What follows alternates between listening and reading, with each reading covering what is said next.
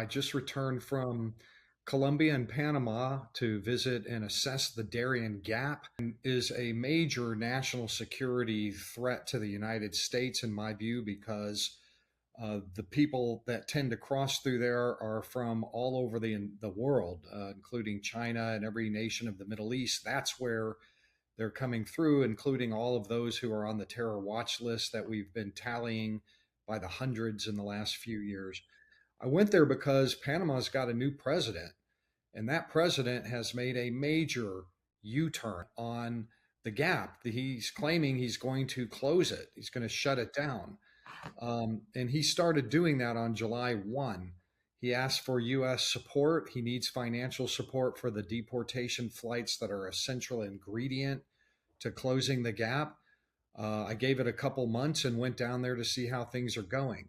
The U.S. has not ponied up like they said they would, at least for the 2 months. Now, Did they indeed say they would? I thought, Todd, that Mayorkas was trying to put a super highway in the Darien Gap.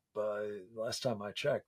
Well, that's yeah. I'm sure they did sign an agreement with the Panamanians on July 1st to fund repatriation flights, uh, which they must have had to have swallowed a lot of bile to do, because they've spent the last 3 years widening and practically paving a superhighway through the Darien Gap. They love having massive numbers coming through there, and what they call safe, orderly, and humane uh, migration. And so, of course, I'm a skeptic about this sort of thing. I mean, I want to be an optimist that this administration is going to actually do much of anything for this incredible opportunity of having a president down there for the first time who's willing to shut it down.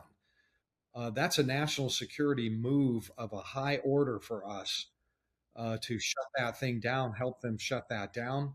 The repatriation flights are the exact recommendation that I've given in both of my books, that there be a U.S. funded and even providing aircraft from Panama, Colombia, and Costa Rica all at the same time to shut that thing down. But what I found was that there was a really long delay. No money was coming. The Panamanians complained to me. I published a big piece in the New York Post about, hey, are you welching on this deal, or you really don't want to do this, or what?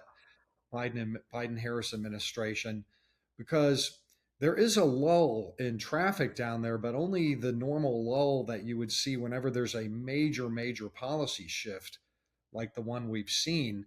The immigrants tend to wait and see to, what are the Panamanians really going to do here? But what I found is that they weren't doing anything much. They were letting, people were pouring through on both sides, entering from the Colombia side, exiting from the Panamanian side. Yeah, and you were eyes on these guys, so this Eyes isn't on, yes. reporting by somebody else. You saw them, and speak, if you would, Todd, to this question of the demographic makeup of these folks. You've said they've come from all over the world, including from communist China. Yeah, it was a mix of single adults, and families with children. I mean, everybody's coming through there because the American government has been letting in those demographics. But the people that come through the Darien Gap really form a richly multinational population. I met Chinese coming through there, for example. Spoke. Of course, they won't talk to me. They won't even try to work with me on the language apps or anything. They don't want to talk. I did speak to some UN people. There are lots of UN people down there, by the way, doing all their best to aid and assist this migration. NGOs everywhere.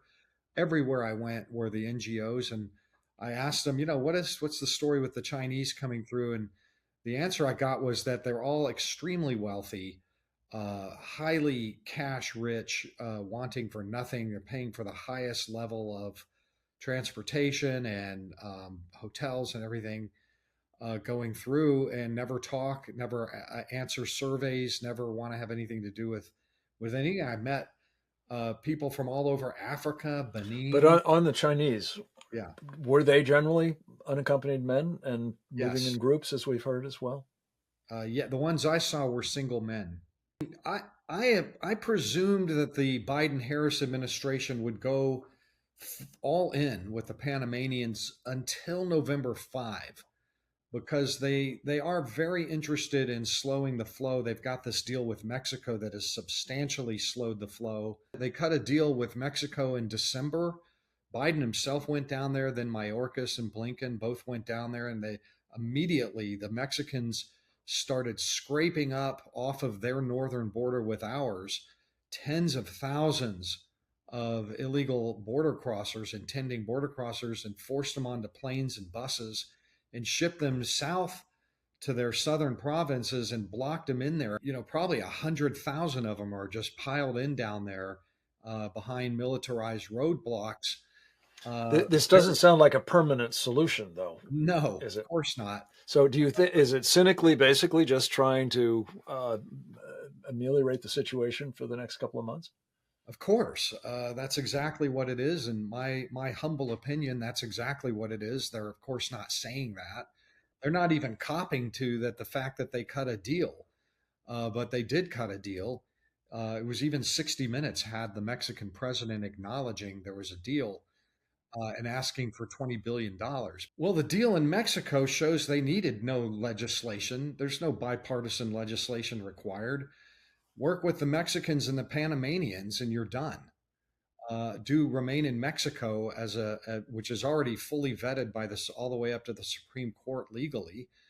Remain in Mexico and pushbacks under the INA 212F. So the legislation thing is a red herring. I mean, really, it really is a red herring. It's a bogus argument. That piece of legislation does the exact opposite of border control. It codifies a minimum of 1.8 million illegal entries before enforcement would even begin. And even that enforcement is discretionary.